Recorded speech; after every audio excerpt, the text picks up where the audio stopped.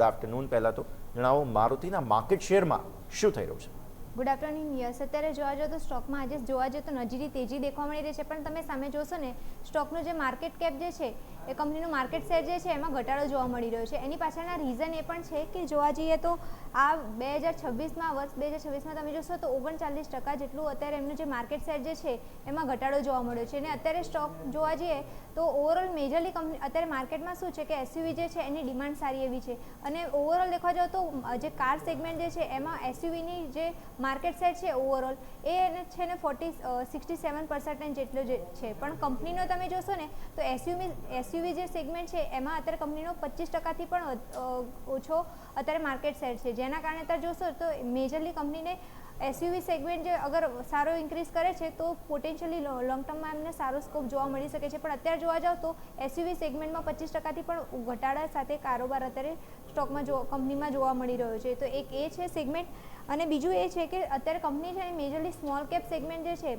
એમાં જેમ કે કંપનીના નામ કહે તો વોલ્ગો છે, સ્વિફ્ટ છે, એ બધી કંપની કાર જે છે એની પર ફોકસ કરી રહી છે. તો એના કારણે જોવા અને એ સેગમેન્ટમાંથી કંપનીને અત્યારે ખાલી 2% જેટલો જ ગ્રોથ જોવા મળ્યો હતો લાસ્ટ ટાઈમ.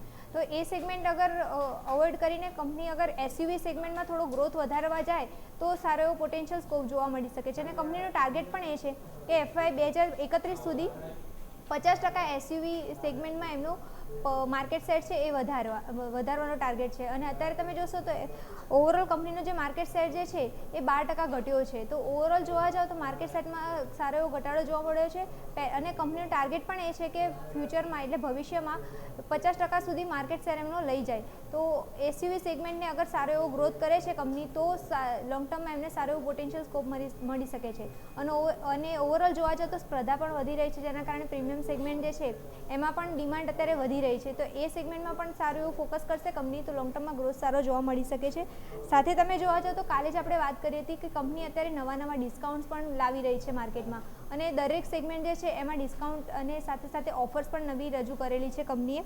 ઓવરઓલ જોવા જાઓ તો 2.15 લાખ કરોડની નવી જોવા જાઓ તો ઓફર્સ રજૂ કરેલી છે, ડિસ્કાઉન્ટ ઓફર્સ, જેમાં કંપની જુદા ટાઈપના ડિસ્કાઉન્ટ પણ આપવા જઈ રહી છે. તો ઓવરઓલ એ પણ એક કંપની સારું સ્ટેપ રહી રહી છે, જેના કારણે ફ્યુચરમાં સારો એવો ગ્રોથ જોવા મળી શકે છે. પણ અત્યારે જોવા જાઓ તો ઘણા ટાઈમથી જેમ કે ટોયોટા સાથે એમની જે ભાગીદારી કરી હતી એના પણ પરિણામો જે હતા એ મિક્સ જોવા મળ્યા હતા. એ પછી તમે જોશો તો ઓવરઓલ બ્રાન્ડની પ્રેઝન્ટ છે સારી છે, પણ જોવા જાઓ તો એસયુવી સેગમેન્ટમાં એમનું માર્કેટ શેર જે છે એ ઓછો છે. એના કારણે કંપનીને ક્યાંક ને ક્યાંક અસર જોવા મળી રહી છે. તો યસ, અત્યારે જોવા જાઓ તો મારુતિ જે સુઝુકી જે છે એ સારી એવી ડિસ્કાઉન્ટ ઉપર તો ડિસ્કાઉન્ટ્સને બધું લાવી રહી છે, પણ અગર એ એસયુવી સેગમેન્ટ એમનો સારો જે છે એમાં અગર એ ગ્રોથ નહીં કરે ત્યાં લગી એમને એટલો બેનિફિટ નહીં મળી શકે. બિલકુલ.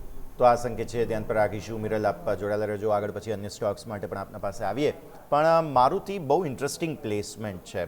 શું અક્ષર આપણે